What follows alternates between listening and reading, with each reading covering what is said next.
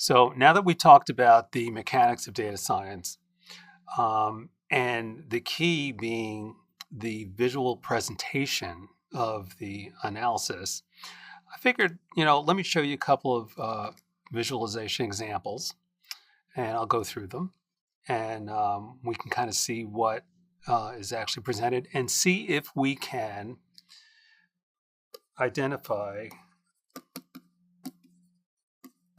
what's the story. That's the key for any data visualization, is if you can look at the visualization and identify what the story is, then you've accomplished your goal. Well, one of the websites that I look at a lot is 538.com, which is a website that's developed by Nate Silver, who's a great statistician, and they have a ton of visualizations on there. So I pulled a couple of them from 538.com, and we'll take a look at it and see if we can tell what the story is.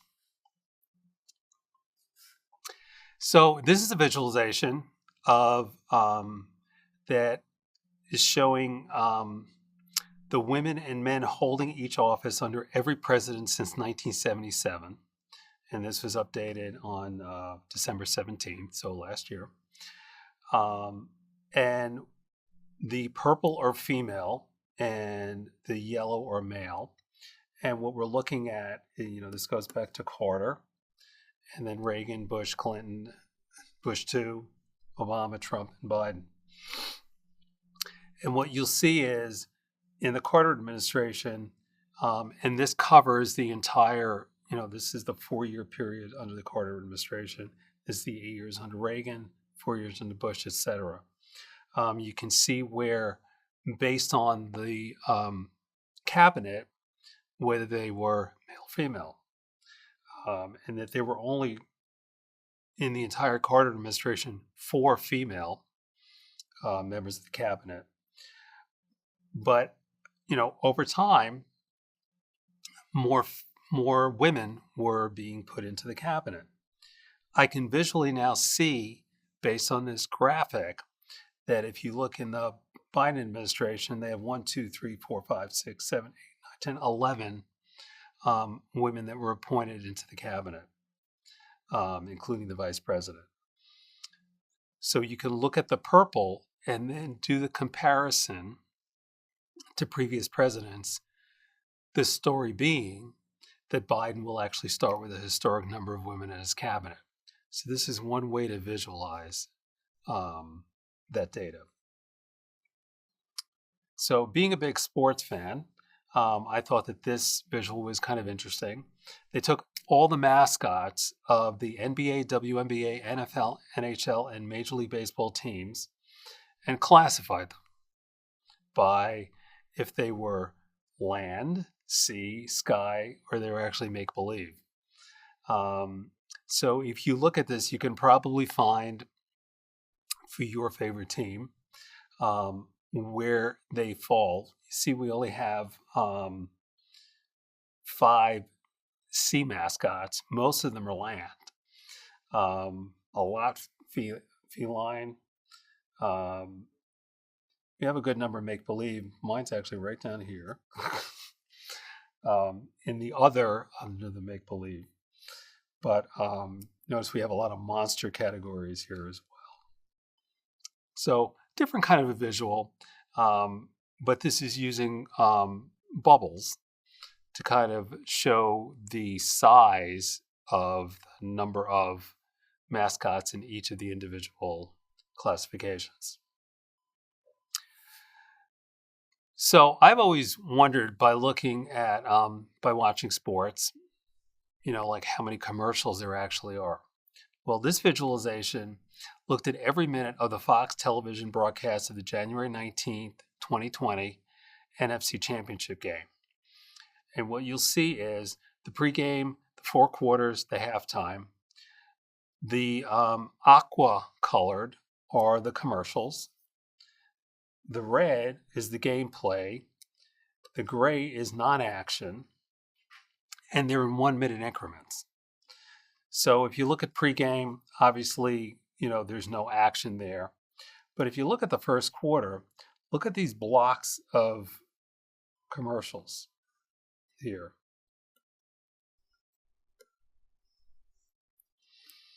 And the amount of play is just in little increments, because in football there is gaps between the individual plays. So we had 3 large gaps here in the first quarter, for 3 large areas of commercials in the first quarter. In the second quarter, I've got 1, 2, 3, 4, possibly 5, maybe 6. So a lot more in the second quarter. 3 in the third quarter, and maybe 1, 2, 3, 4, 5 in the fourth quarter. But if you notice, there's more gaps in between the individual plays, and there's more time for commercials. So this was an interesting visualization that I thought about the time between the plays in an NFL game. This graphic shows how many people actually might be missed in the census. Now, if you look at it, each of the boxes represents a state. Now, they're the same size so that it's a better visual as opposed to doing it based on the actual size of the state.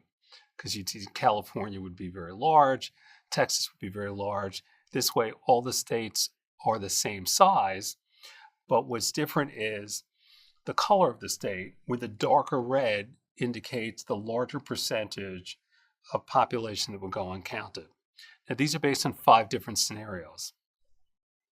So the first scenario here is showing that 5.8% of the undercount of non-citizens. Well, where is that the most impacted? Where the darkest color is, which would be here in California. The second scenario is 5.8% undercounted of non-citizens and Hispanics. Now notice the colors are getting a little bit darker here for California, but then New Mexico came out, Texas came out, Nevada, and Arizona. So the visual is showing a stronger impact when you add Hispanics as opposed to just the non-citizens. In scenario 3, 5.9% undercount of Hispanics and 11.3% undercount of foreign-born non-Latinos. While California is very deep red here, New Mexico, Arizona, Nevada, Hawaii, Texas, New York, New Jersey. So more states are coming out, but California is getting deeper in the undercount. Scenario 4, poorly conducted census and a 10% undercount of households with undocumented increments. Well, now the colors are actually getting much deeper. But again, excuse me, California, New Mexico, Arizona, Nevada, many more states are popping up. And then in the last scenario, undercount of 6 million Hispanics. Well, California and Arizona, very strong. So in this case,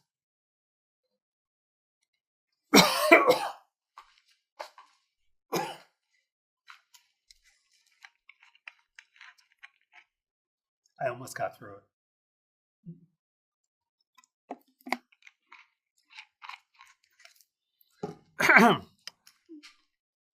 So I'll erase this and then just pick it up right here on this 5th one.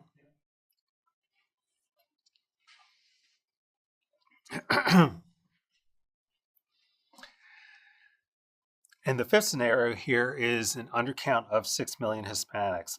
And if you can notice now, California and Arizona are deep red, as long as Nevada, New Mexico, and Texas.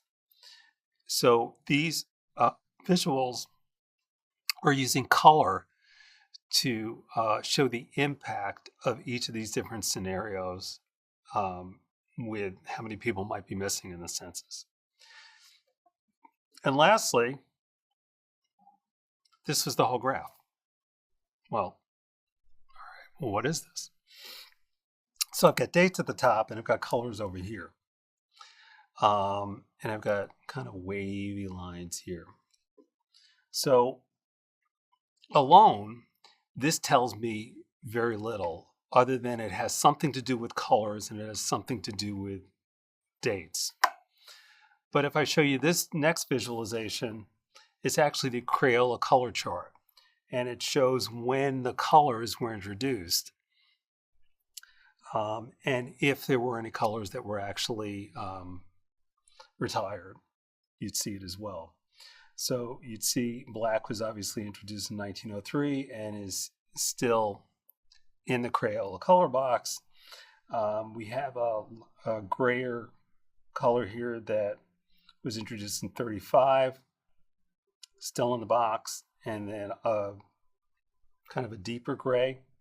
And same thing here with the purple, the blue, the green, the yellow, the orange, the brown, and the red.